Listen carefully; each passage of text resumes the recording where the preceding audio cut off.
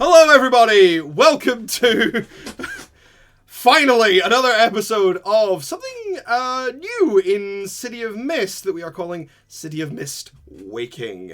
The whole deal of which you will find out in due time. Yes, I'm aware, I'm a fanny who forgot to press record just before starting the intro. But to be fair... What's it called? That's brand new information. This time, I only missed like 5 seconds of footage rather than about half an hour, which I have done before. So, yeah, it's not as bad as that one time I tried to stream on my own and it did not go well with FTL. Yeah.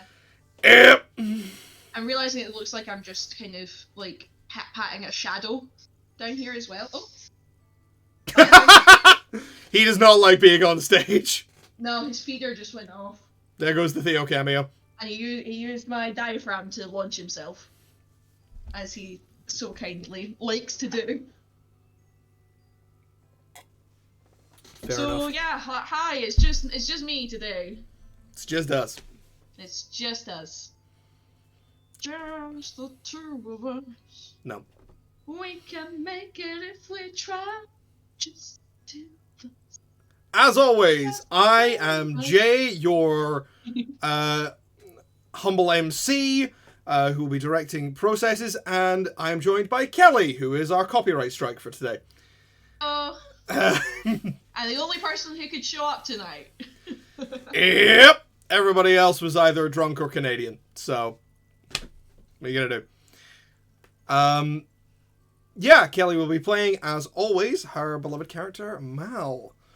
And what do you say we just get right down to it, shall we? Yeah, hit it. So, last time that we were on City of Mist, your friend, Clark Smith, made his ultimate sacrifice. He stopped holding back. And in doing so, he took the entirety of time in his hand and held it still. And in that moment, as time around you slows and grinds to a halt,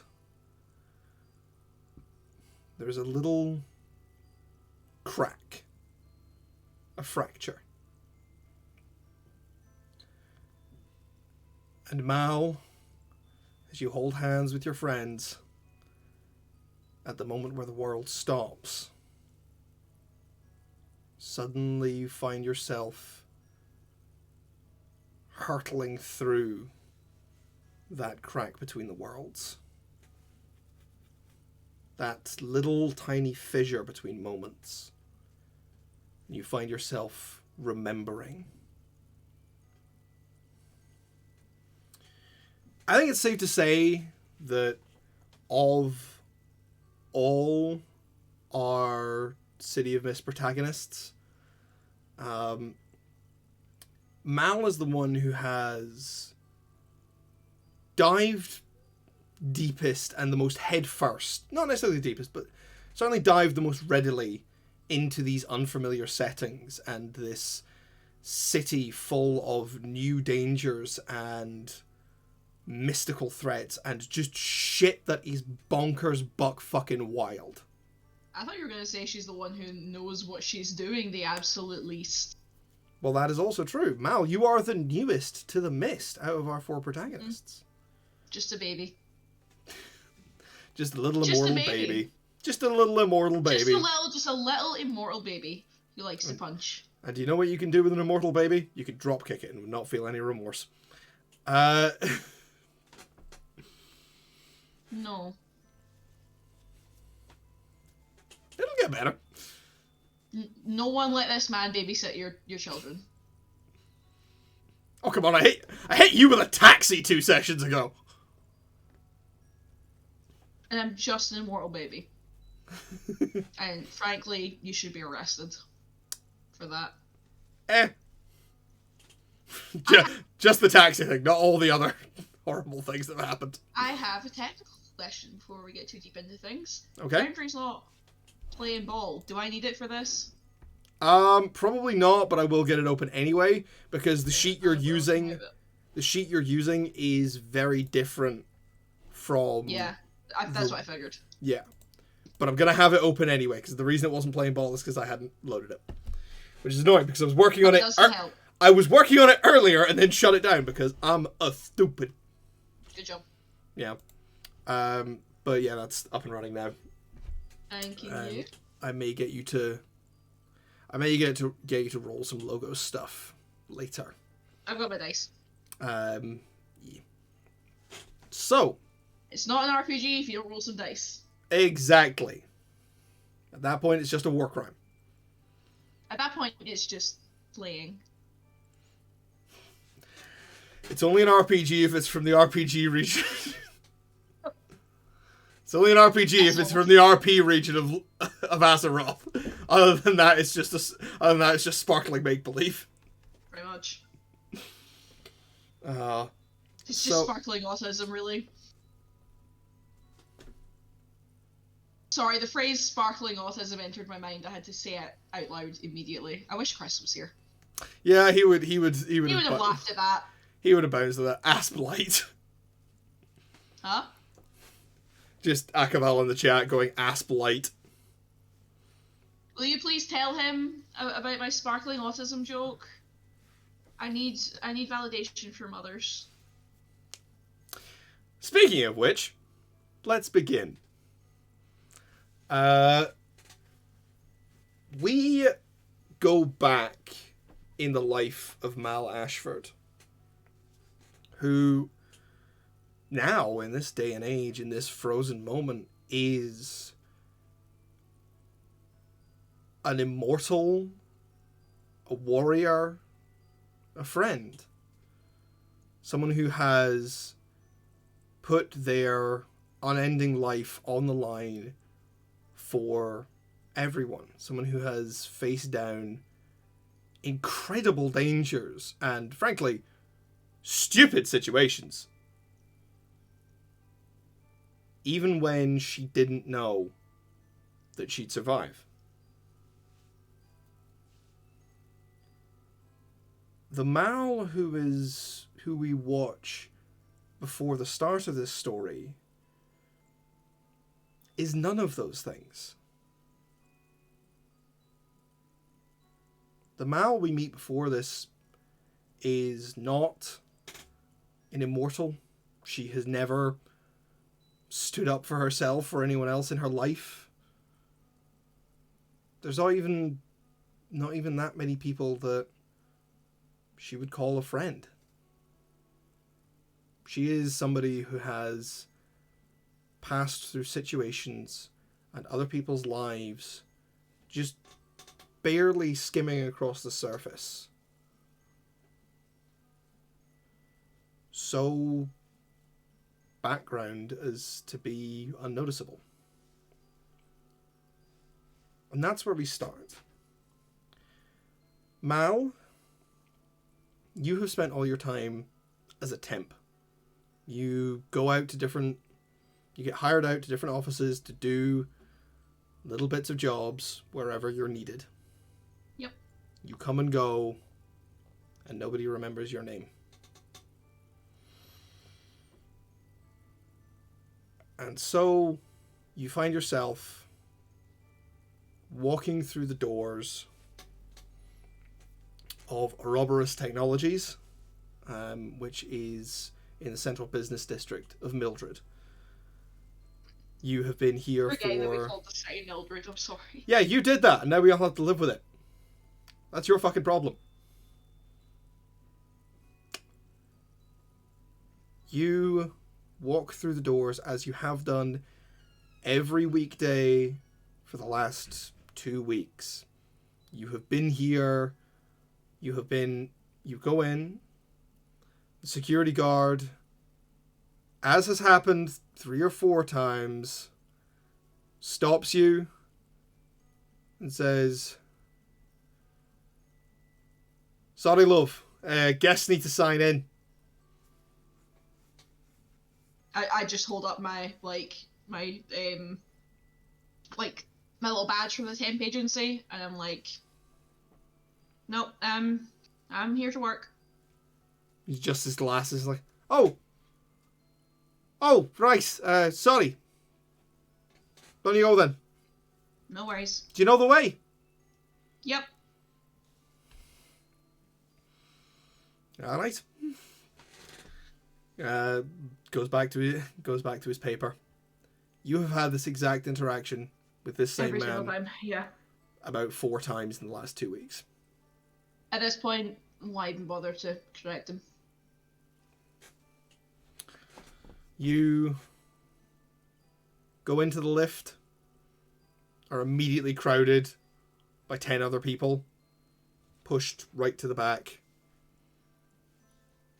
And you ride all the way up to the 22nd floor. And you come out into a sea of office cubicles, each more identical than the last.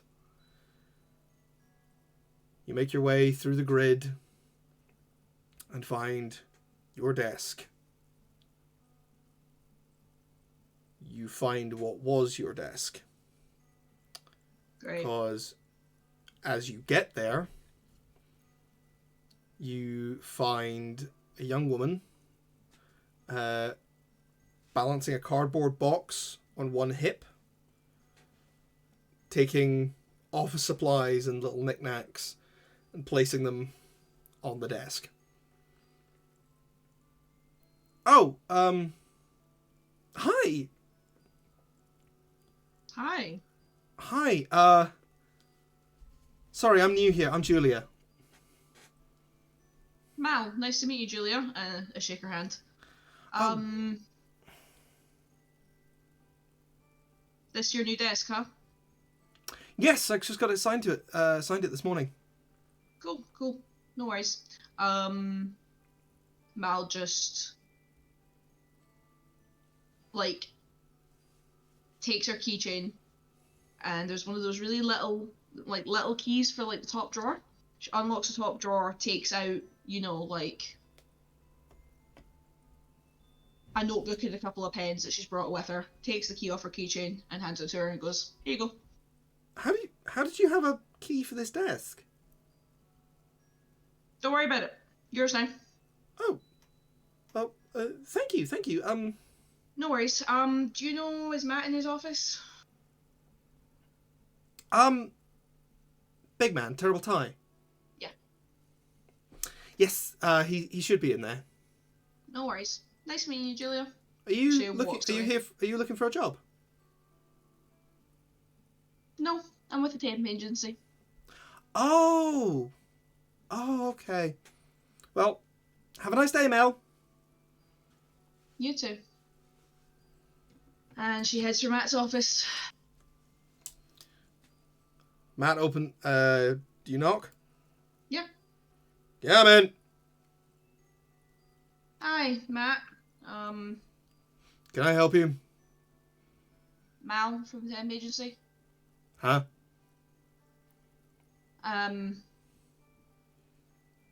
Do you still, need me here, or should I go back to the agency? Because you've given my desk to a new start. So I'm assuming that. Oh, you're the temp. Yeah, you're really supposed to fill out the agency paperwork and let us know before your new hire starts, so that I don't, show up again. He raises his eyebrows at you. So.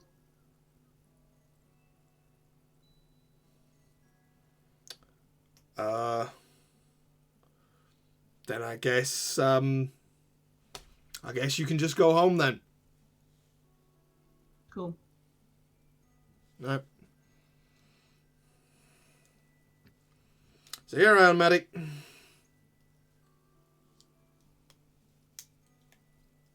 Yep, she hasn't even taken off her coat or her bag or anything. She just walks right back out the way that she came. She's basically just done one little circuit of the office to go to her cubicle, and then to this guy's office, and then back out again. Mal, as you walk down the aisle of cubicles, you pick out so many faces you've worked beside the last 2 weeks, people you've spoken to, and you know all of their names. Given a if given a snap decision, you could give somebody their first name and at least one interesting fact about them.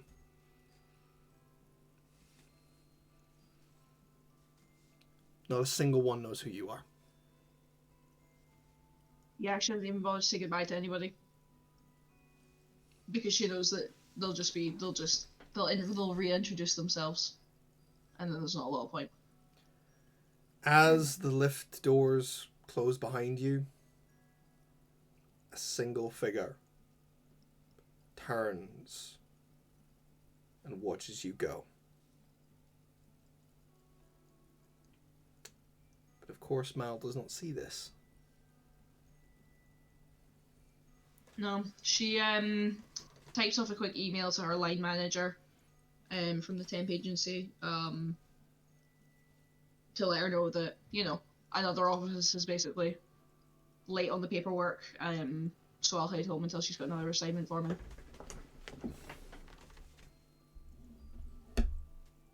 You type down this email that you've typed out so many times that it is practically mechanical at this stage. Yeah. And so you don't see the single figure who watches you go, and between one blink and the next isn't there anymore.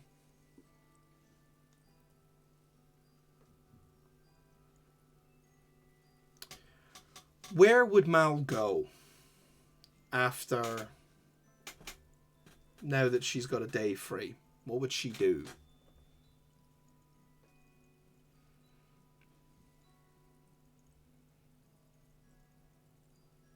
There's a little cafe a few blocks away from her home that is... It's busy enough at, like, pretty much all times that the way that she blends into the background feels natural and normal. Because everyone is busy doing their own things, nobody notices anybody else. Her order is generic, and she can blend in with the crowd the same way that other people are also blending in with the crowd. It makes her feel a bit less lonely, to be honest. And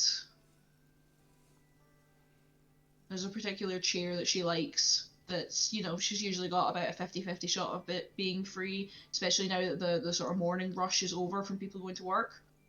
So she heads there. You head down to this cafe. It's not a chain cafe. It's actually a unique one that was set up by a local guy. It's called Shugs Mugs. Why is it called Shugs Mugs? Because the name popped into my head and I fucking love it. Okay, it's called Shugs Mugs. And it was started by a wee old guy named Shug. What do you need to know? Sure. What more do you need to know? The shadow is back. The shadow is back. There is a 50-50 chance he will attempt to stick his butt on the camera. Yeah, honestly, like that is up there. He's already tried to climb on the keyboard. Currently he's just absolutely insistent that I hold his foot. And also give him tiny little kisses on his head. We've all been there. You trudge down through the city. It's a nice day. And you get into the morning rush at Shug's Mugs. There are people milling about. You can see Shug himself standing behind the counter among his baristas. Shug. He's this wee bent old man in a brown apron who... That's not his real name, is it? Shug. No, You know, who names their child Shug? well, Shug. Fun fact. Have you never met anyone named Shug? No. It's an old Scots nickname for Hugh. Yeah, that is news to me. Yeah, that's real. That's true. That for anyone watching who isn't Scottish. Yeah, that's true. No, I've never heard that before. What is No, that? it's a very old-fashioned name. He's being weird. He keeps shifting and twitching. What? Well, you're currently twitching as well. You're on Twitch. Sorry. Oh, your breath's smelly. No, well, look, we will educate Kelly about random. What's Senga? Another Scots name. I don't know what that one's. I don't know if that's short for anything, but yeah. Behave. Agnes. Ah, right. That makes sense. Oh my god, I've got a co-worker named Agnes. I'm gonna start calling her Senga. It's just Agnes backwards. How did I not boy. notice that? It's a boy. It's a boy. I'm telling him to behave himself. But anyway. Please behave yourself. You get into Shug's mugs. You see Shug himself. Wee bent old man who, despite his age, the hands are moving fast. Just mugs hissing boiling water. And he's just shouting out to people getting their orders and he's like, "Order up!" And it's sort of milling Does about. Shug have a wee dog? Shug does not have a dog, but the cafe does welcome dogs. They'll have a wee sign out front, like one of those wee blackboard ones that someone's written on, and it's "Bring your dog to Shug's." Bring your dogs to Shug's. And nobody deals drugs out of Shug, so you can't say that Shug's mugs has a plug. Watch me, I can do this all night. Please don't. Yeah. That's... Oh. So yeah. At least in person I can leave the room. You join. I have a responsibility to our viewers. Viewer. Viewer single. I'll take you a bit long if you deal drugs and chugs. Aye. You're not helping. I don't think she's trying to help.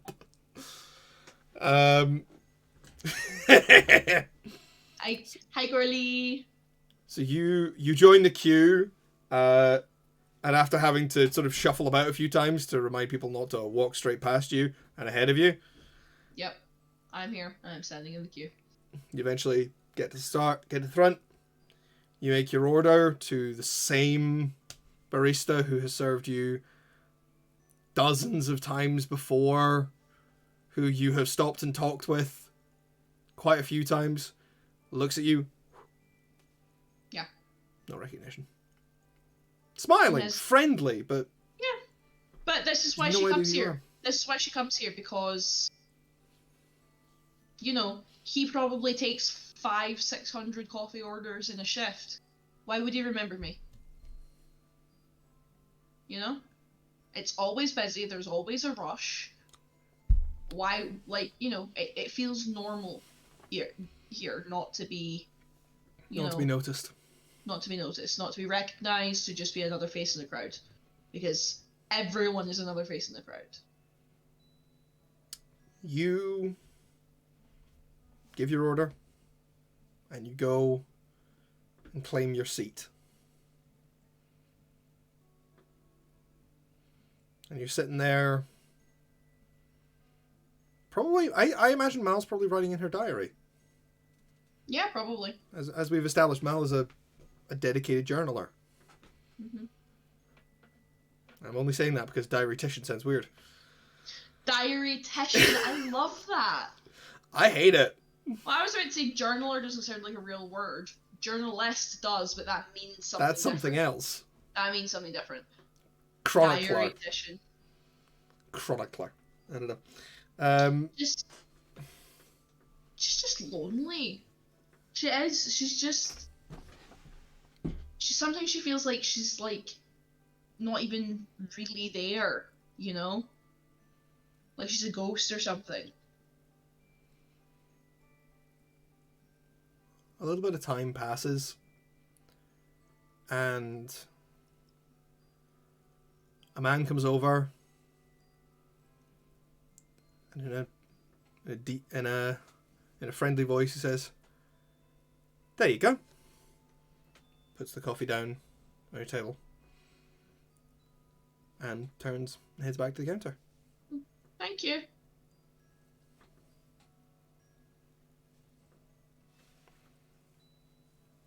Is it my coffee? Yeah, it's your coffee. Yeah. It's your order. Are you planning to sit there, or are you going to take it away? I'm going to sit there for a bit. I still haven't got anything else to do today. Mal, you sit there, and you enjoy a more familiar kind of anonymity than usual. Yeah. And if you'll allow the metaphor, the camera kind of pans away from Mal, almost as if it has forgotten her as well, and follows the man who just gave you your coffee. As he slips back behind the counter, very casually, without anybody really taking notice of him, walks past all the other baristas and into the back room of the coffee shop. We see as he walks, he takes off the apron, throws it in a corner, keeps walking, and eventually the shirt, the plain white shirt, comes with it. Again, discarded, revealing a nondescript but fairly classic graphic t-shirt underneath. He puts his hand in his short hair and ruffles it, scratching his head, and as he does, the blonde bleeds out of it to black, and the hair lengthens slightly as he walks out. And as he gets to the back room, opens the back door, which normally in a place like this would have an alarm on it, but as is the way with any kind of service place, it's propped open so that people can sneak out for a smoke break. Although, unlike any other day, there is nobody out there having a cigarette. The man reaches into a shadow before the door and withdraws a long coat that he swirls around his shoulders. And as he rolls his neck, the hue and tone of his skin changes ever so subtly, tanning and darkening. And as he opens his eyes, Mal, as a great observer of people, would have recognized them as a very striking bright green. But as he opens his eyes, they are a stormy grey.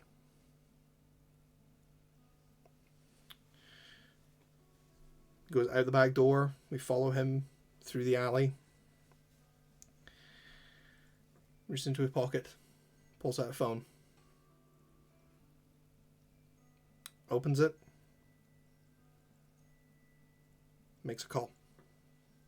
And it's an old flip phone rather than a more modern device. Mm-hmm. Puts it to his ear and goes, "This is Finch. It's done." Hangs the phone up, throws it at the ground, crushes it with his heel, and disappears into the city. Spooky. Mal, as the camera remembers, this story is about you. You are not a background character in your own life, at least not forever. We see Mal sitting at her table, Time goes by, people wander past, some people attempt to take the seat opposite you before realizing that There's it's someone sitting occupied. here already. Yeah. Yeah. And you finish your coffee.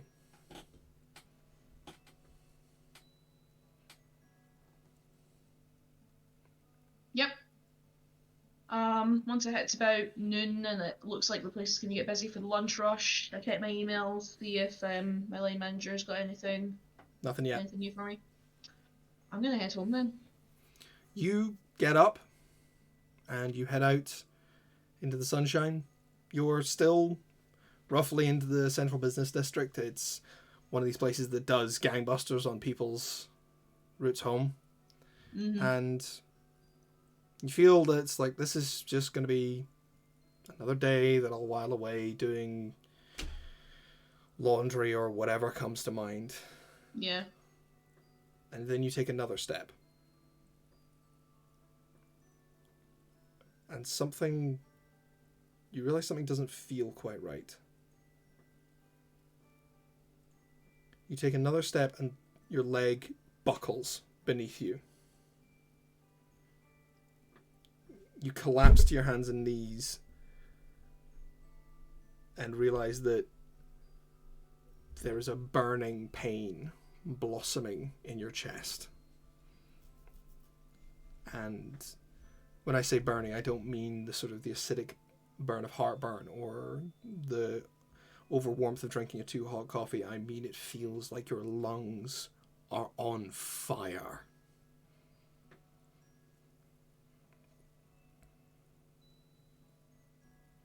What does Mal do?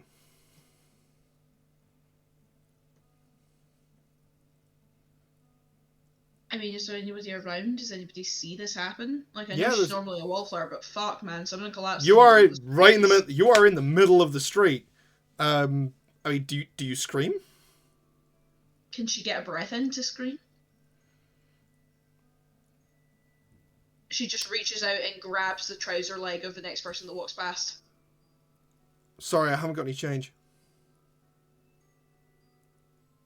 And then you hear a voice behind you going,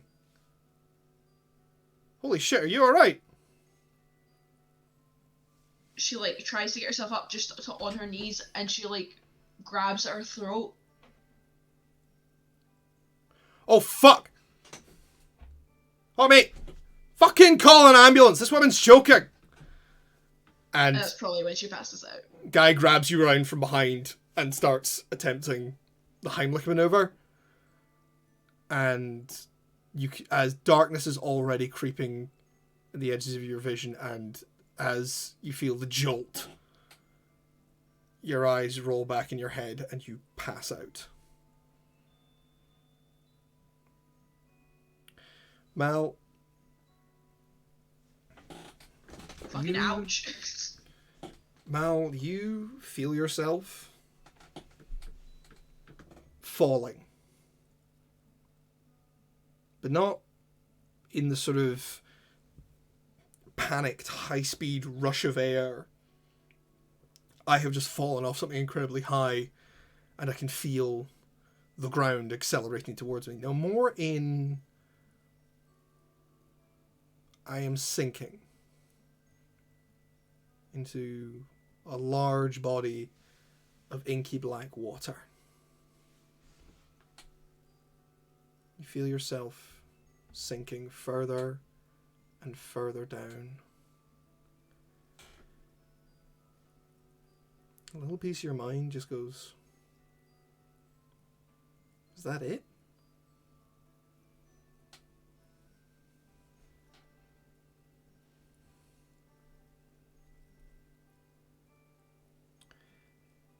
Images begin flashing through your mind.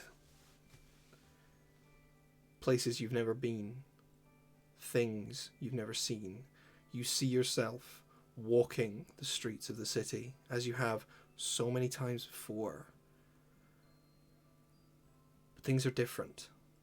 The people are different. The people are monsters. find yourself walking past a bar, and you see the woman outside. As she turns to you, you see she has a face sticking out of the back of her head. You go further. You're outside some government building, and you hear a great, deep, bassy roar from within. You see flames lighting up the windows. You run. You see a hand, desiccated bones showing through the rotting skin, push up through a drain and claw at the air. You hear the howling of wolves down alleys. You look above you, and you see where there would be pigeons or seagulls. There are great, enormous birds whose wingspans seem to engulf the sky.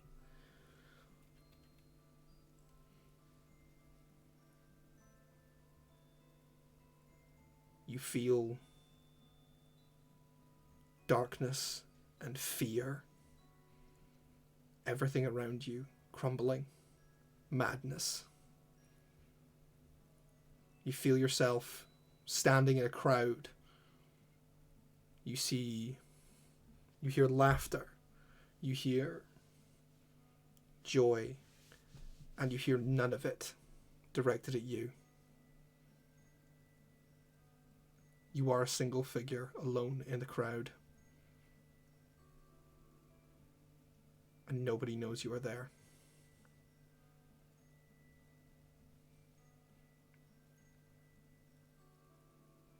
And then you feel a hand. A gentle hand laying on your shoulder. You turn, and standing beside you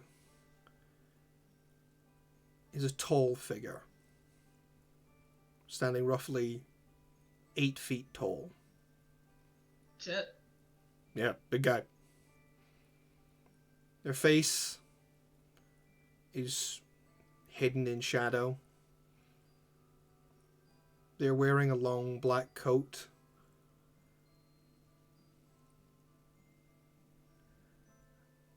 And you can't quite make out what they say to you. But you know they're saying something, and you know that they're saying something to you. You know that this person, whoever they are, they know who you are. And more than that, for a split second, you realize not only do they know who you are, whoever this is, this tall, ominous, imposing figure, gives a damn about you.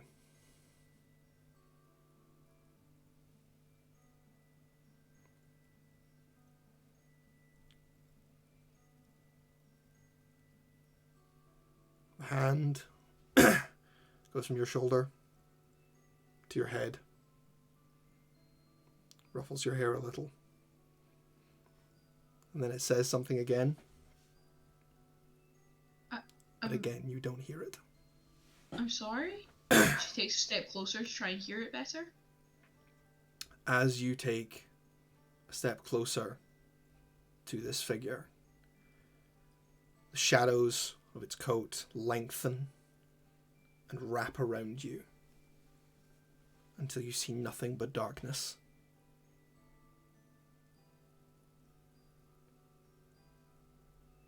And you feel nothing. You see nothing.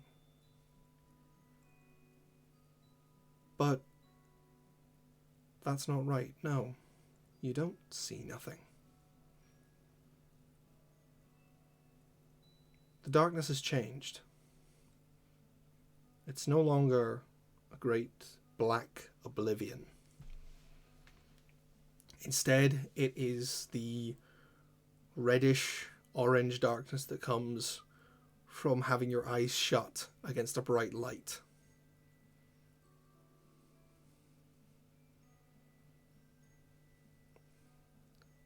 And it's not silent anymore. You can hear a rumbling, and you can hear another voice. Not quite so calm, not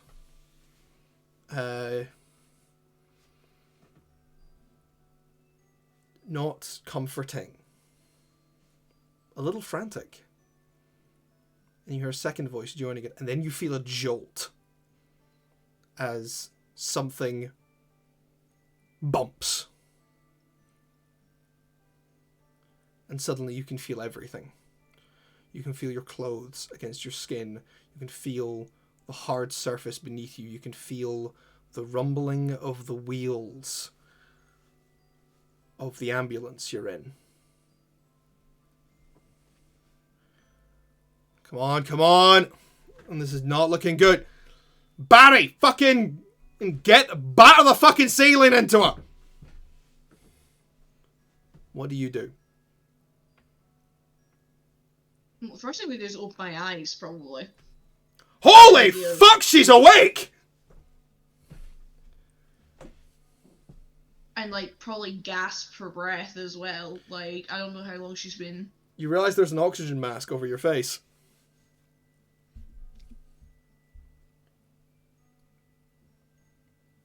So... I'm thinking... Panic. Panic? Panic. Panic. Well, if you suddenly started choking in the middle of the street, passed out and had what seems to me like an acid trip, and then woke up in an ambulance, yeah, panic. Panic! What form does Mal's panic take? She tries to sit up and pull the thing that's on her face off her face. Whoa! One of the paramedics puts a hand on your shoulders like, whoa, hold on.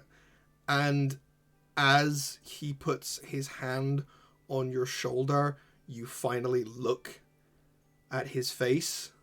Mm-hmm.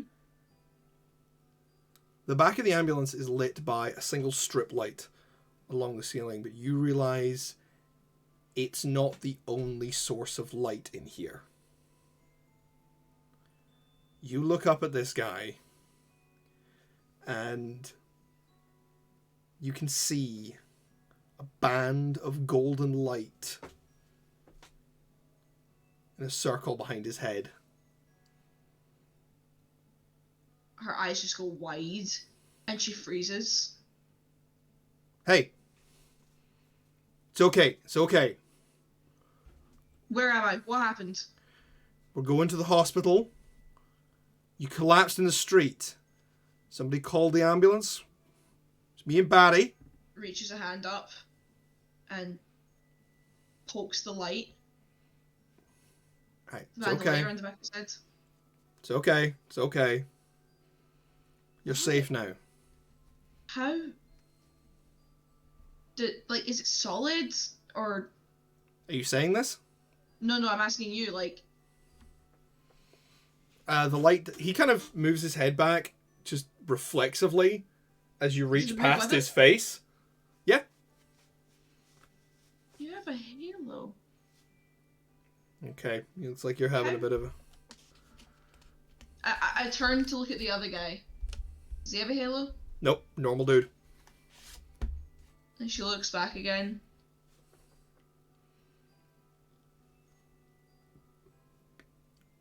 Like, am I in pain?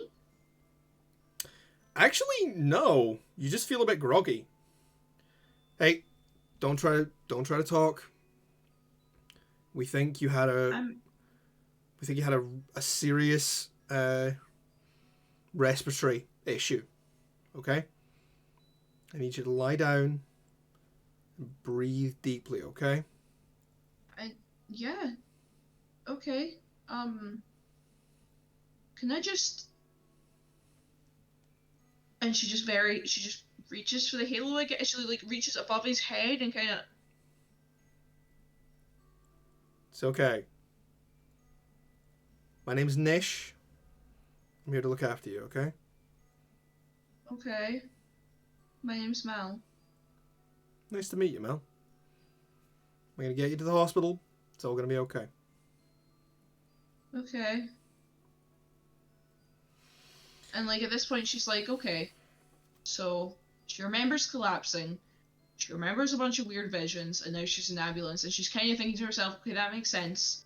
Clearly, you're hallucinating, right? Like, Yeah. you're obviously She's having hallucinating. a bad time. Just lie down and take some deep breaths. It does hurt a little to breathe. But other than that, you feel kind of okay. Okay. The rest of the ambulance ride passes quite quickly. You feel it jar to a stop. Nish and Barry were like, okay, we're going to carry you in, okay? I think I can walk. Look, for my own peace of mind, do you mind if we just do this? Okay. Don't want you to hurt yourself, okay? He smiles at you. Okay. 3, 2, 1.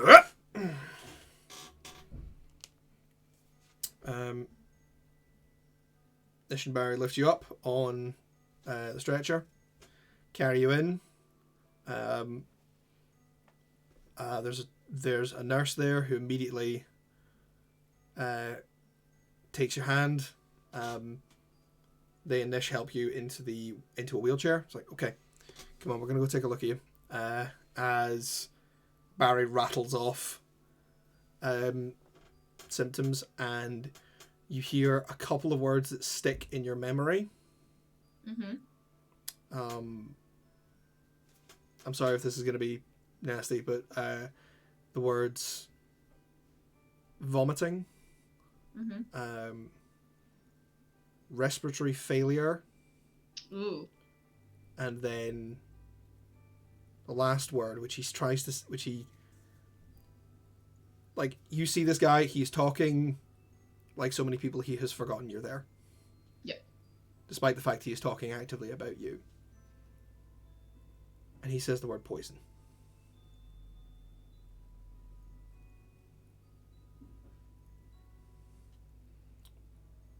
Before you can really react, the nurse takes you, wheels you away. Nish and Barry leg it back into the ambulance. Their work is never done. They have other places to be.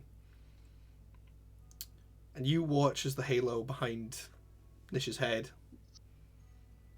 follows him into the ambulance. Yeah, I'm fully gonna write that off as a hallucination. Go. You get wheeled in, and yeah, you get wheeled into a small room. A doctor comes in looking haggard. She's wearing a white lab coat, but with the sleeves rolled up to her past her elbows. Right, Ms. Didn't get a surname.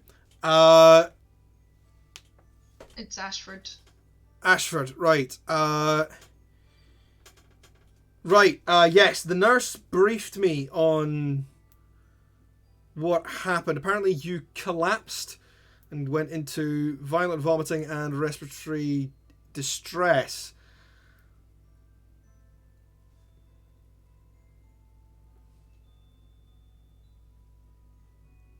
You just came in an ambulance, right?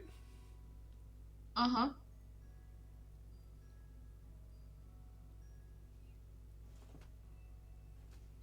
Fuck is this one?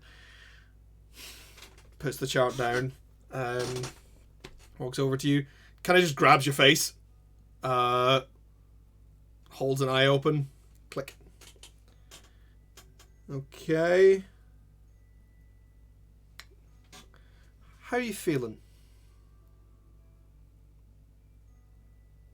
How is she feeling? Um, You said it hurt, right? you're feeling kind of okay. Yeah. Kind of okay. Breathing hurts a little. I just remember, um, I remember collapsing and not being able to breathe, and someone thought I was choking, and I think I passed out at that point. I don't know. I woke up in the ambulance. Okay, follow my finger, please. Okay. Hmm. Not me actually following your finger there on my screen. Okay, can you take a deep breath in for me? Do Sure. you mind if I just put a hand on your diaphragm? Breathe out. She should really be using a stethoscope. I don't know why she's using her hand. Mostly just to check for like muscle damage or something. I don't fucking know. I'm not a medic. She should be using this. The next step was going to be the stethoscope. Yeah. Mm. Fucking leave off, you medical professional. Absolutely not. I will not. Fuck's sake. Stethoscope. Breathe in. Breathe out. Breathe in. Breathe out.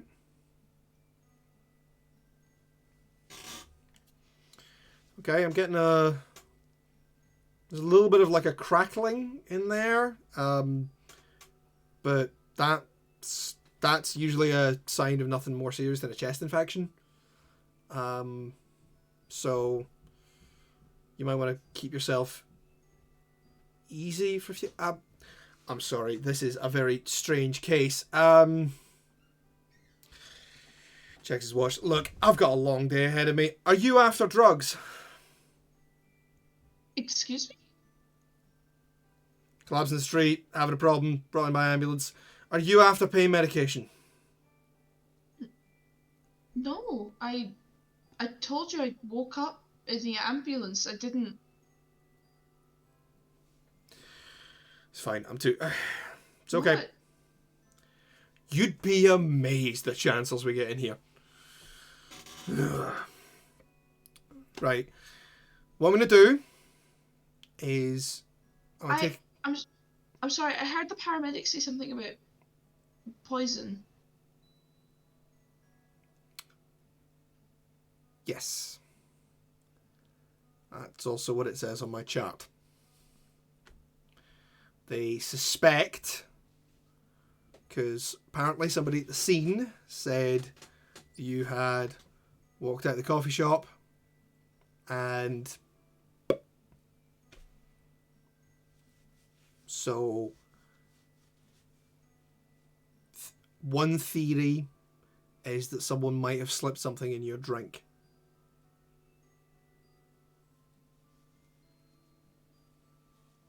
So what I'm going to do is I'm going to take a few blood samples. Mm-hmm. I'm going to test them. And if we think that you are in any immediate danger, we will sort that. I don't want you to panic, because you seem to be doing remarkably well for somebody who was not breathing when you were found. Seems that the paramedics managed to resuscitate you pretty well.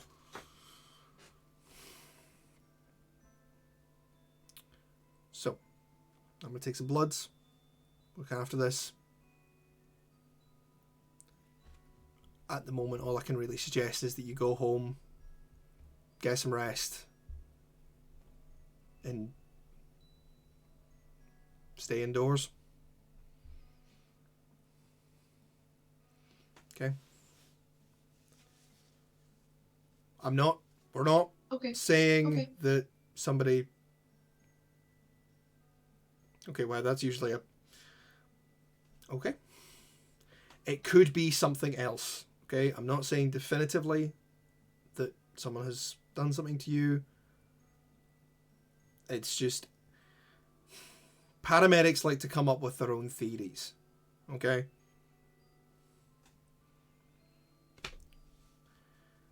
It's not, and they're not always on the money.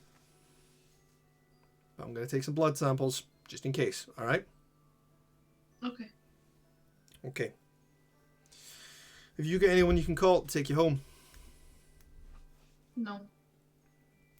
Well, there's a decent bus route just outside the hospital. All right.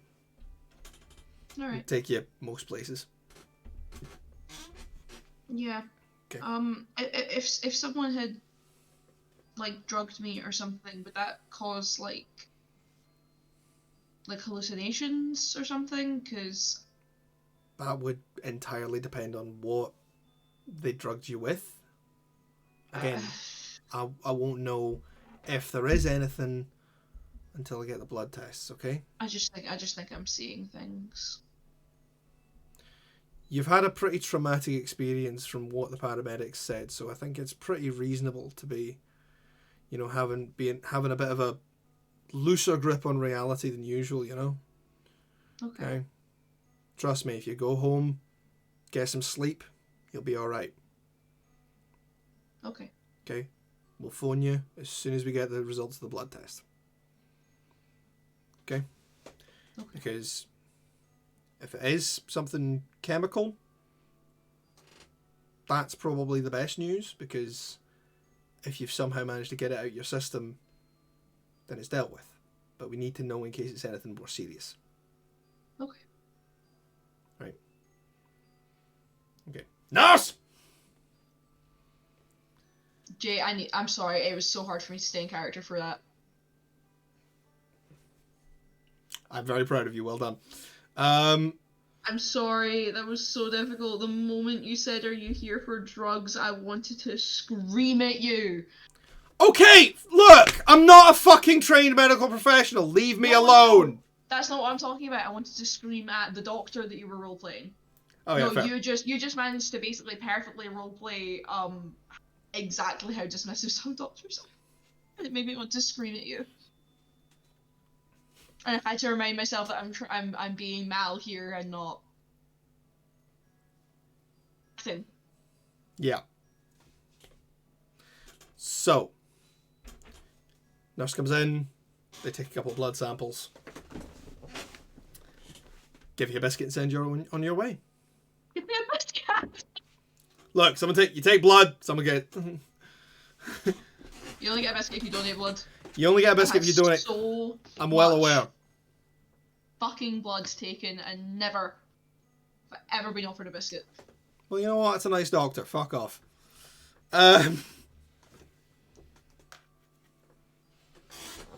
So there's one medical appointment I had where I was offered a biscuit.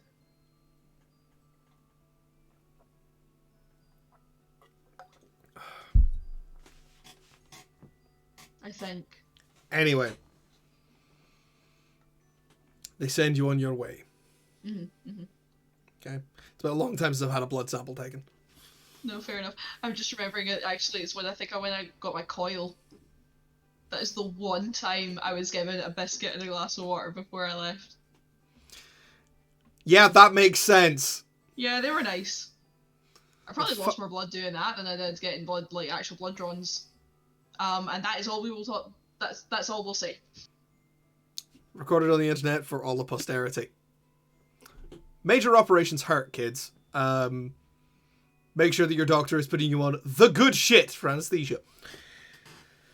I didn't even get painkillers. I know. I'm trying to move past this with a pithy, "That's all, folks" line. Oh, shut up. Thank you. Bloods are taken. You are sent on your way.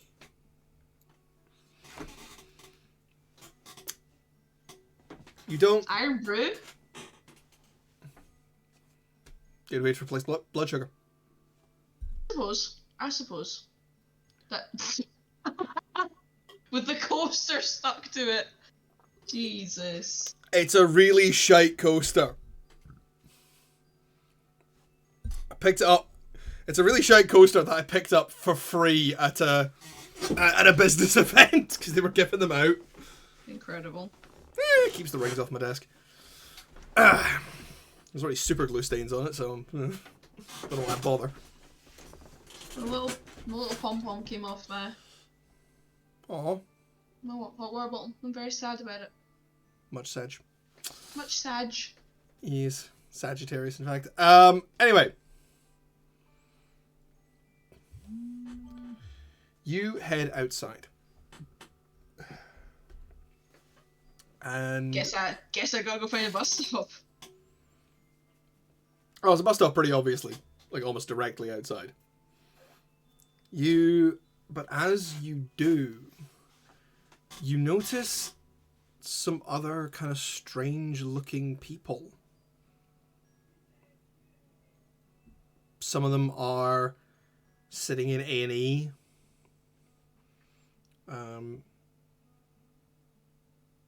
You look at one guy,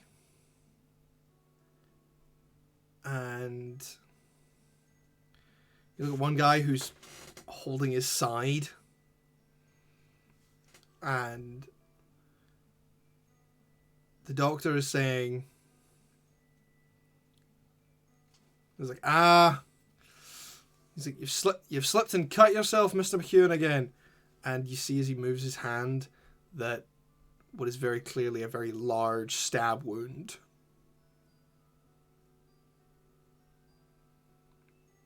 You walk past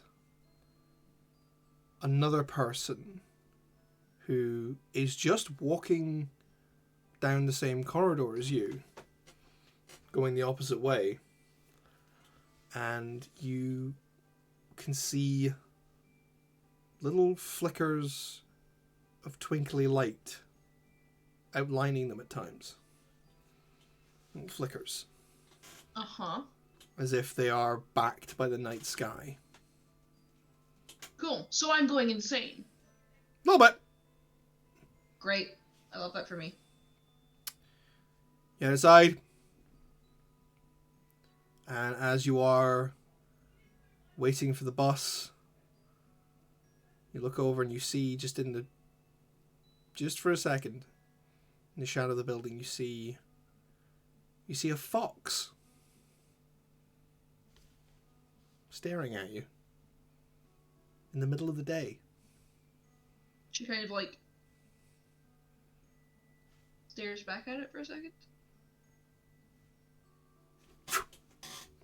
Turns tail and runs. Weirder things have happened today. Bus arrives. You get on it.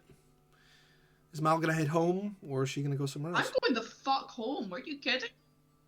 That was horrible. I'm gonna go home, make myself, like, run myself a hot bath or something, and then just go the fuck to bed. Day needs to be over. It's still the middle of the day. Yep. Yeah. Ambulance, hospital trip. Finding out that she didn't have a place at the job anymore. Ambulance trip, hospital, and finding out that she may have been poisoned. That's it. That's a full day. I don't give a fuck what time it is.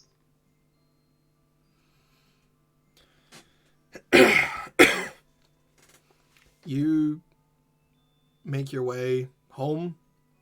You get home, hot bath, a little bit of TV, sleep. It's a very early night, a very calm rest of the day for Mal Ashford.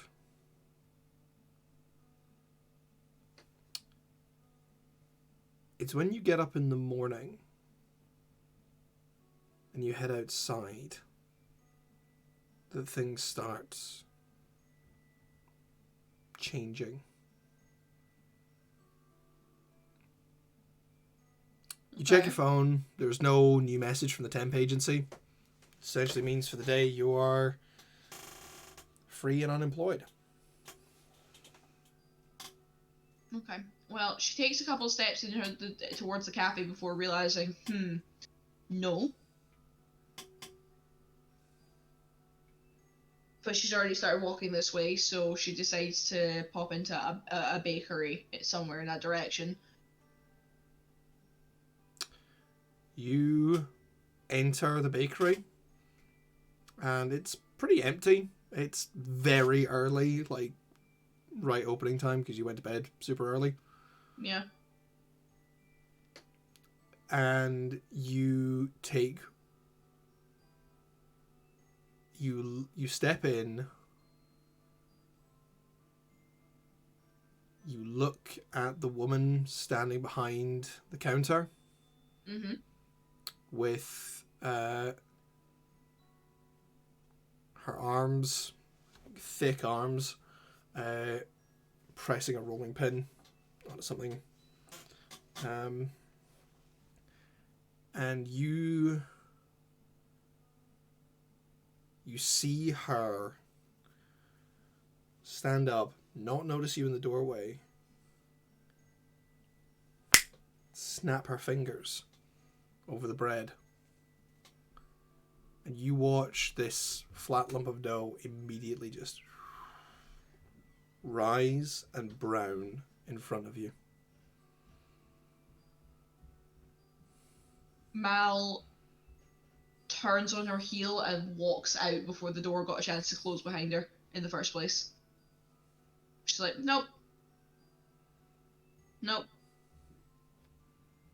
She's like, fuck this. No, I need like some fresh air or something. And she just walks to the park. Instead. Like, nope. This isn't happening. You walk to the It's park. not. And you see just people beginning to go about their day. A few joggers early up in the morning. A few dog walkers. I think she's gonna plonk herself down on a bench and do some people watching. You watch some Try and people convince go herself by. that things are normal. You watch some people go by. At one point, a man slightly further away, you blink and sort of focus on it and you're like, okay, that dog, there's no way that dog has 3 heads.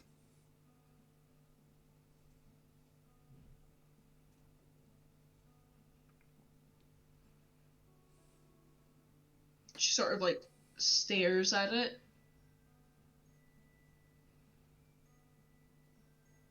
It's a 3-headed and pug. then just I don't know what to say. nope.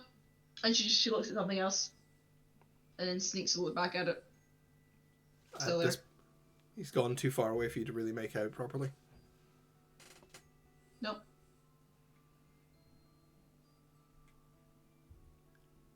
I understand. She's starting to worry. I understand. He's always strange watching people walk by. But, you know, you'll learn to get used to it. Hello? You talking Sorry, to my light. you talking to the ghost that's very clearly haunting your lighting, or the French accent? Do you light? I don't know what this is. I think your electricity is being haunted by a ghost. Really? Yeah. Sir, what do you want? I think he wants to make me put an epilepsy warning on the video. I don't speak Morse code.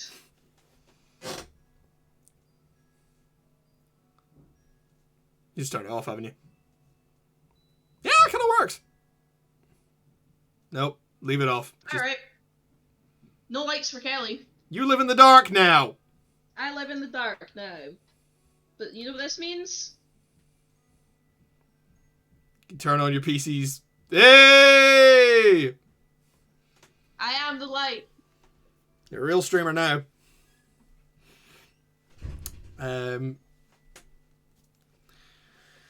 You know, I sit here so many days.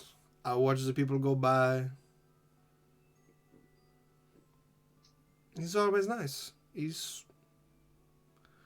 But you know, people don't usually talk back, so I like to sit here and talk to them. All I hear is meow meow meow meow. Do you turn? Jay, who in the fuck is talking to me right now? Do you turn and look at Yes. the voice? There is a cat on the bench next to you. And you look down, and this is a black and white cat that is sitting in an extremely human pose, very casually, with its feet stretched out in front of it, wearing a pair of shiny black leather boots. I think Mal, uncharacteristically for her, jumps out her skin and goes, "Oh my Jesus shitting fuck, what the hell?" Oh! You're not one of the slippers. Oh. My apologies, I did not mean to bother you. I was just looking for some free attention and head pats. I will be on my way. Cat jumps down on 2 feet, tips its hat to you and bows, and walks away.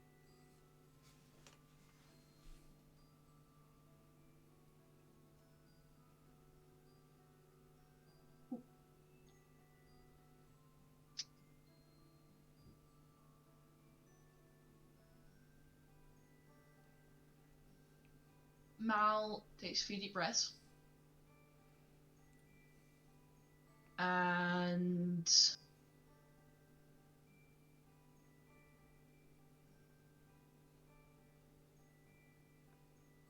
she's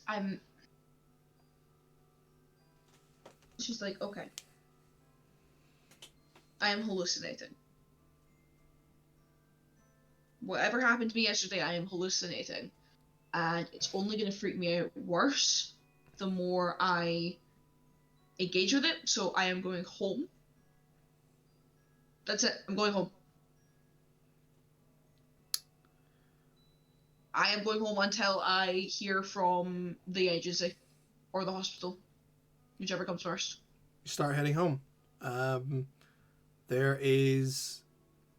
You try to ignore the fact that there is a busker in the park who is playing a violin and not quite singing, for there are no lyrics, but it's vocalizing. And you can see birds kind of flying down, and they appear to be landing, and for a second you think they're sort of picking for crumbs, but you realize the birds are dancing. No, they're not. No, they're not. They're just not. That's not what's happening. I look away from it. I don't look. I go home. It's not happening. It just isn't. You keep heading home, and as you exit the park, the fox looks at you from the shadows and slinks away.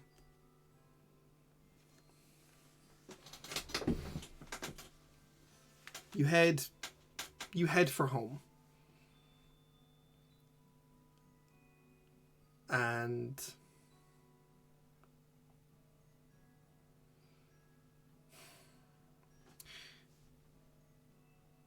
there is a moment as you step out into the now crowded streets, the hustle and bustle.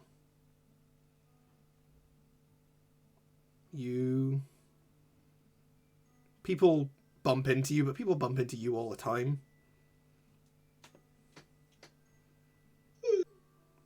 Sorry. Just with the sort of half-hearted apologies that come with sort of whenever you knock into somebody, you just like, oh, sorry. You don't know who they are, it's just a reflex. This happens a lot. And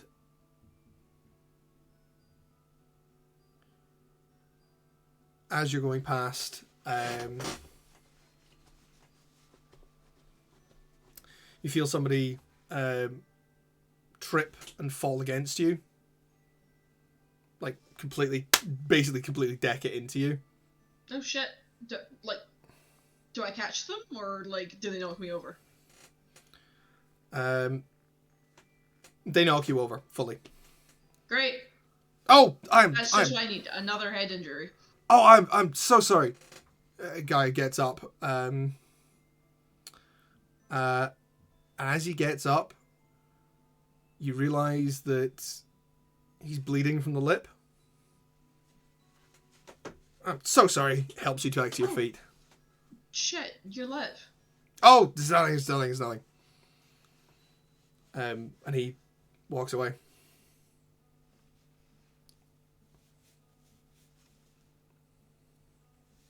Alright, she, like, straightens her clothes and, like, make sure she didn't drop anything and then just keeps going. You get home. And close the door behind you.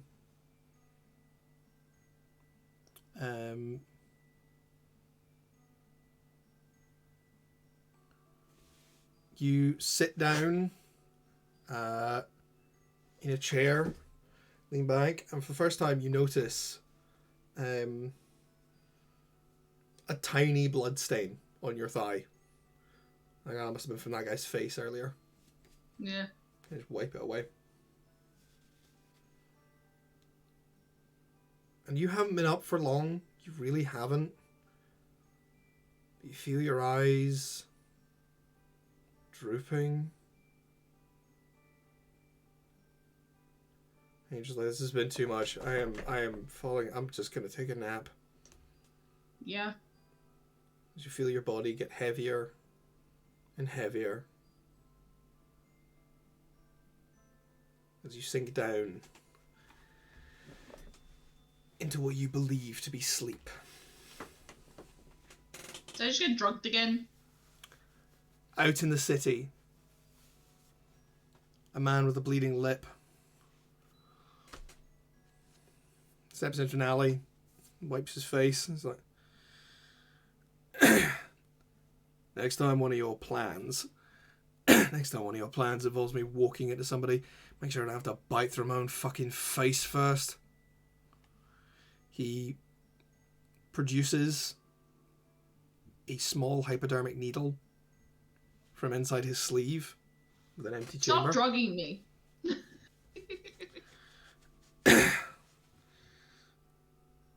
Tell you what. 21 was right.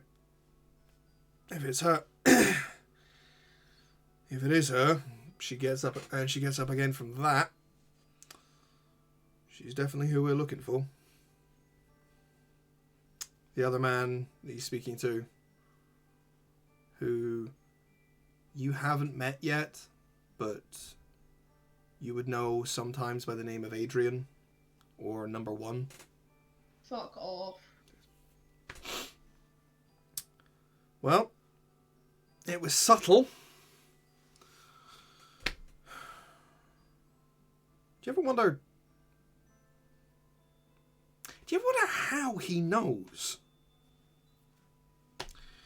At this point, I've learned not to question. He's got that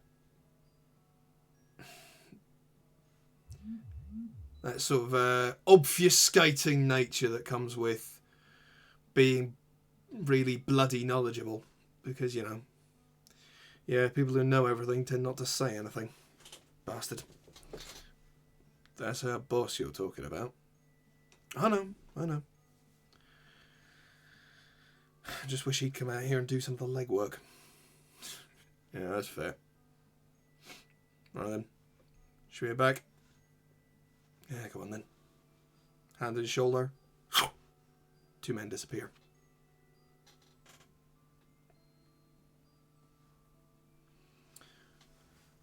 And Mal, you wake up.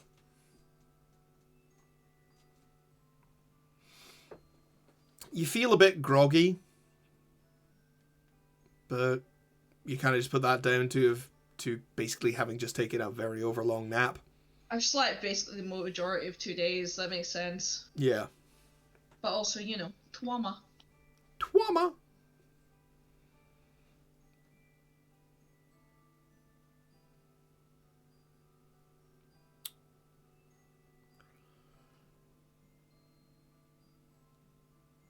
You hear the soft thwap of a package coming through the door.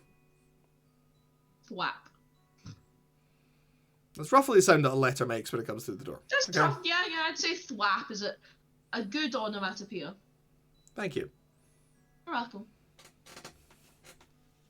5 stars for word choice. What do? You have just awoken in your own Pull home. myself off the couch. Hell yeah. Pull myself off the couch. Curse myself for falling asleep on the couch in my clothes. Instead of changing it into and moving somewhere comfier. And I decide, yeah, I'm gonna go get my PJs on and get into bed, but I'm gonna grab that package first. You go to the front door, pick up the letter. You open it. Yep. What have we got? Inside is a black and white photograph of you. Creepy. It's a picture of you sitting at your table in Shug's mugs. Extremely creepy. And you turn the picture over and it says, "Did you enjoy your special brew?" Is there anything else in the envelope? Nope.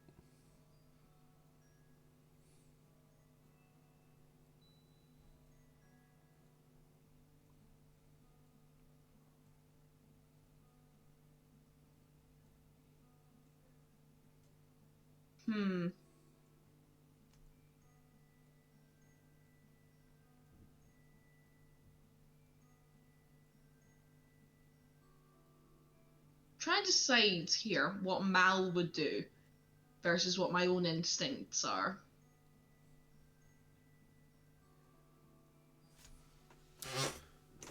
Well, what are your instincts telling you? To call the fucking police. Okay. Stalker. Like, who's poisoned me, it seems like. I am hallucinating the shit out of everything. So what does Mal do as someone who is scared and threatened and really freaking out? She goes to the hospital.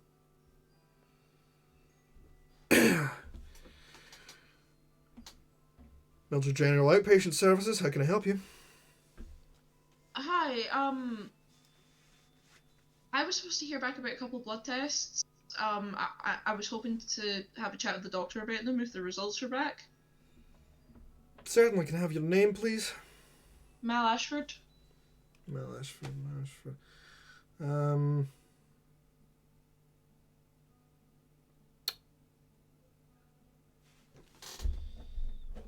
Yeah. Dr. Bruce said to call back about you. He says says here that your tumor is benign, but they could probably operate on it on Thursday, if you're willing to find a spot for it, Mrs. Ashford. Miss Ashford. Mal, M-A-L. Oh! Not Dreadfully not sorry.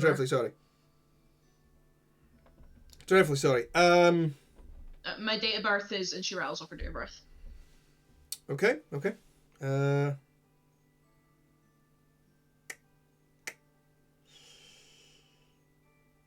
Sorry, can I get that one more time, please?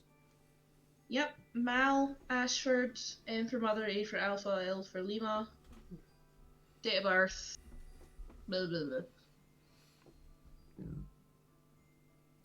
And you're not recovering from a hysterectomy? No. Right. Oh, right, yes. Yes.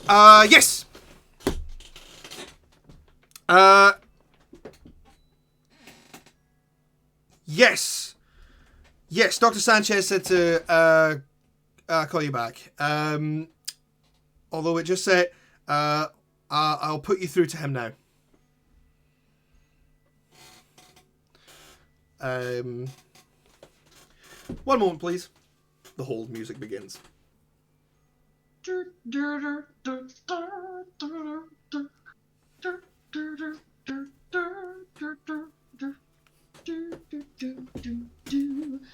It's not even funny how much of my shift today I spent on hold with doctors' offices. That's the NHS, folks. Anyway, the phone is picked up.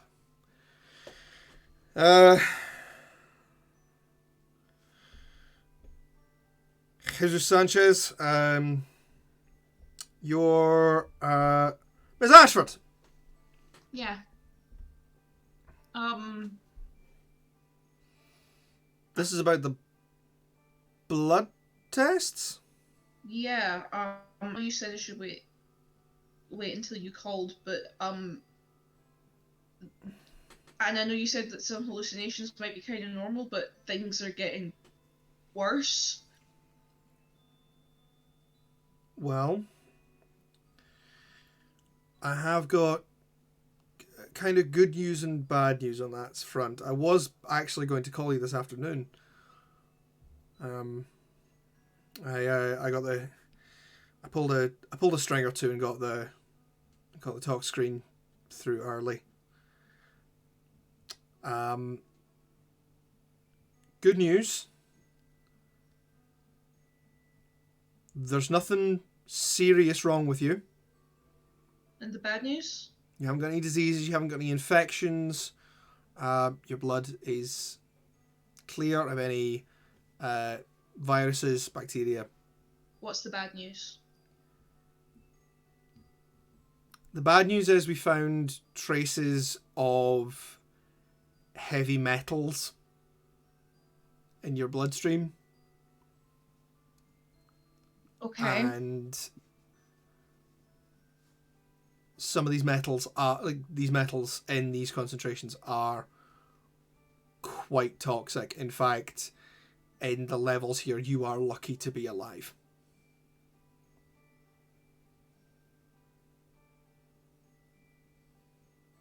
I got sent a photograph of myself in the coffee shop before I collapsed. It showed up at my door. Do I need to call the police?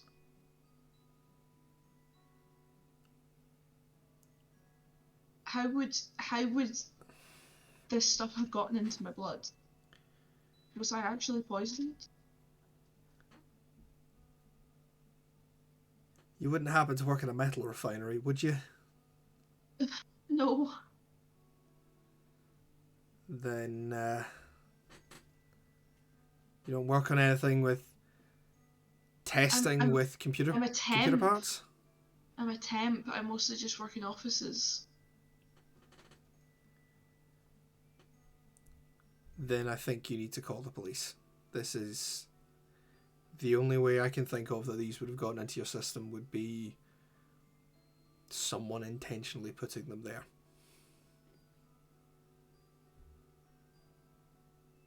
Okay. I really don't know how you have managed to survive this. You are lucky. You really are lucky to have survived this. You must have, I don't know, when you threw up, you must have gotten rid of a good chunk of them. Is there anything I need to do to get rid of the rest of them? How are you feeling? Okay. How are you feeling today? Have you noticed anything? Excessive tiredness? Have you noticed any of your hair coming out? Have you noticed blood? My hair's fine, but I'm seeing a lot more weird shit. Okay. Like, I know I mentioned hallucinations when I came in, and that was just, one of the paramedics in the ambulance. I could have sworn he had like a halo or something. That's one thing. I met a talking cat today.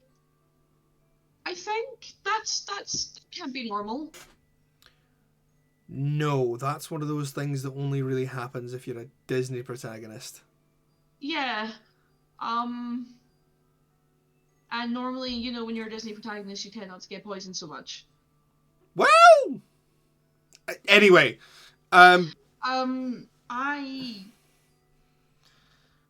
look. Have am you I gonna noticed? be okay? Have you noticed any blood? Have you brought up any blood or anything, any in your urine or anything? No, nothing. Um, I'm really, really tired, but your teeth I haven't think felt that's loose or just a anything? shock. No, my teeth are. Are my teeth gonna fall out? That can happen with heavy metal poisoning. Jesus. But look, if you're feeling okay just now, and you haven't really been anywhere that could introduce more of this into your system, then you should be okay. But I'd heavily advise you call the police immediately. Okay, I will. Thank you. Okay. I'm very sorry about this. Thank you for your help. I can only wish you luck. And call me directly if you notice any other symptoms. Alright? Immediately. I will. Thank you. Okay? Here's my number. And he reads out the specific number. Okay.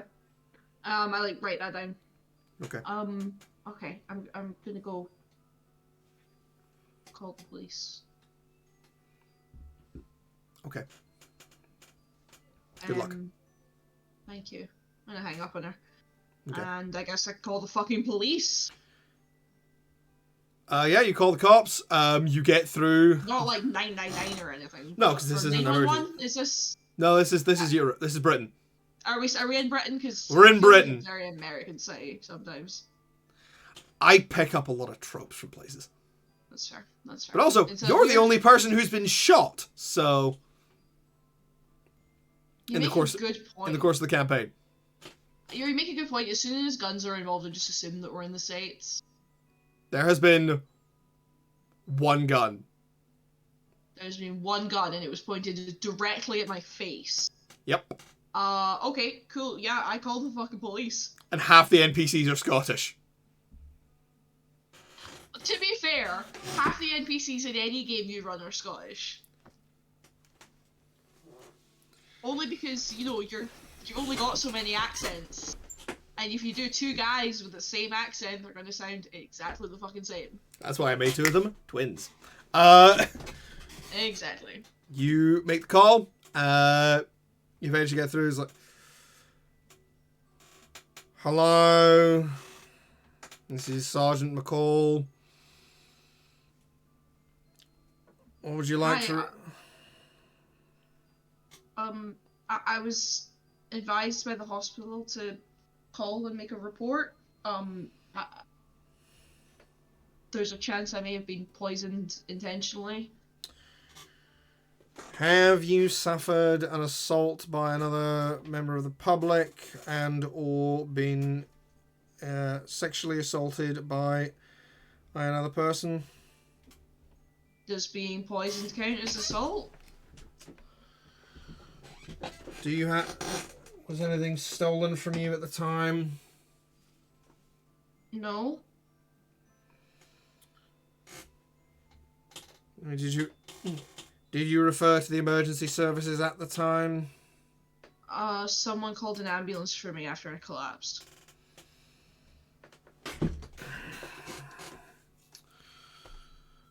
It's like he rattles off a number of boilerplate questions that very much just you get the serious vibe that this cunt is not listening to you.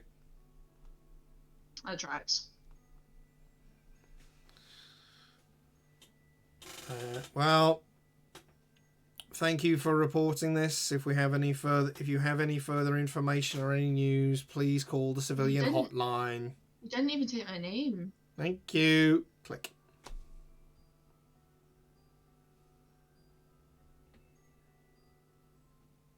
Great. You sit in your living room for a while. Stared. Yep. And your phone buzzes. Who is it? Do I recognize the number? You do. It's from the agency. Okay, I pick up the phone. It's a text message. No, sorry, it is a call. Okay. Millie! How you doing? If I see her, I'll ask her. It's still Mal. Right! Yeah, sorry, Mal. That's alright. Yeah, this is Bobby from the temp agency. You have spoken to Bobby many, many times. You have met him in person. Yep, I know Bobby. What you got for me? Yeah, we've managed to get you a wee place for a couple of weeks at this big accounting firm downtown. Should be fairly straightforward. Going to be a lot of checking spreadsheets, doing running through forms and stuff. You're probably going to end up doing some secretarial work. It's not, you know the drill. Mm-hmm. You ever done any of that stuff before? I'll just close her eyes and takes a deep breath. Yeah, I think I can handle it. Cool. Well, you should be ready to start tomorrow morning. Big firm downtown. It's called Fester, Nestor and McCluckey. Yeah, you should get in. Tell me from the temp agency. I'll be alright. Thanks, Bobby. Just shoot me an email with the rest of the deets. Okay, I will, Molly. See ya. Click.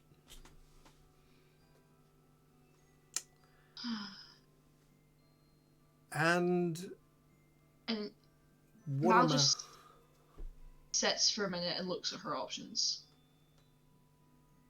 And if there is one thing she is good at, it is squashing down her feelings about a situation and keeping a straight face and moving on. And that's what she's gonna fucking do. And so we do move on into the next day, where Mal, you get up bright and early, you receive the threatening note. You go out to work. You arrive at the offices of Fester, Nestor and McCluckey. You meet Cal Hardaway, the beigest man in existence at the time. You are taken aside in time by Clark Smith.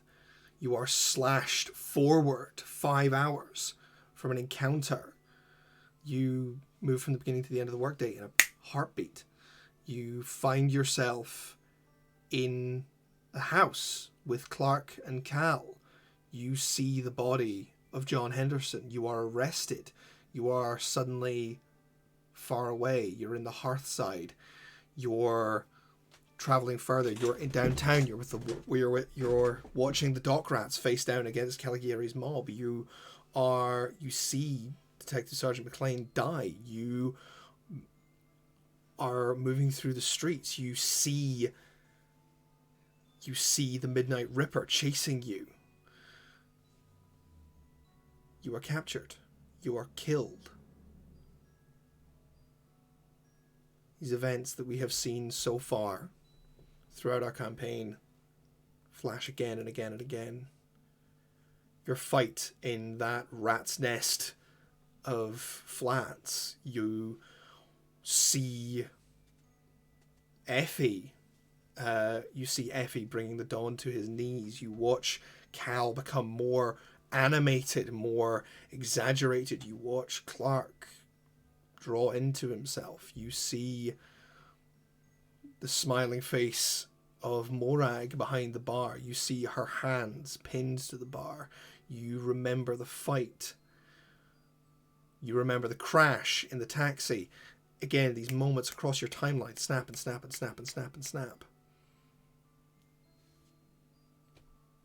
The one thing you didn't see was that morning, on that fateful day that you walked out of your flat, ignoring the threatening note, and headed to Fester, Nestor, and McClucky. The one thing you didn't see was the fox watching you from the shadows. And as we come back into this present, single crystalline moment, frozen in time, where you are hand in hand with your friends, and you reflect on everything you've gone through, the good times and the bad, because you've been through some serious shit throughout this. You have met the dead and died yourself. You have shed the skin of the background character. You have become Mal Ashford. You have become somebody that is to be remembered. And that is where we will end this session of City of Mist Waking. Thank you very much for joining us, everybody. We will be over on Patreon doing a little after show. Very short one. We will be back next week with another episode of City of Mist Waking. And you'll find out whose episode that is next time. We're going to be doing this going forward for the next few weeks. Partly as a way to accommodate everybody's schedules, but also to build some tension. Ooh, origin stories. Exactly. Yeah, thank you very much for joining us. You can find various social medias to follow me at. Do not perceive Kelly. She is not to be perceived. Please don't perceive me. Please do not perceive me. You shouldn't even be watching this. You shouldn't even be looking at me. Exactly. Right now. But do please come over to Patreon and give us money so that, I can afford... Give him money. So that I can afford the exorbitant quantity of iron brew I need to keep my blood flowing. It's basically all your blood is at this point. Kinda, yeah. I do bleed bright orange. It's really bad. And I'm not even fizzy. a Protestant. Exactly. Carbonated blood! Oh, that makes me itchy. How do you think I feel? It's in my veins! Yeah. You can follow me on Twitter at JonathanHoney4. You can follow... But you're so pretty. Oh, you're allowed to perceive me. You can follow my games company, Old Online Games, at old_games, on Twitter, Facebook, and Instagram now. And LinkedIn if you're more business-minded. When did you get Instagram? The company has Instagram. Oh. I don't have Instagram. Boo. I don't use Instagram. Can I use the company Instagram to send you memes? Absolutely not. Because I'm not the one manning it most of the time. Oh, I am not... fair. No, I am not the person to... I will not be the person behind the screen. I have a person for that. You have a person for that? You've got an entire guy just for Instagram? Well, she does basically all the social media stuff, but yeah! Because marketing. Okay, then I'm gonna send your Instagram person memes. She will probably appreciate them, but also... it's for official business only. Business. Anyway, we are going to head over to Patreon, do our after show, for... It's kind of going to be geeking out over the credits, but, yeah. So we will see you... Well, I will see you next week. Kelly will not. Woo. So, bye, everybody! So, suckers! Bye!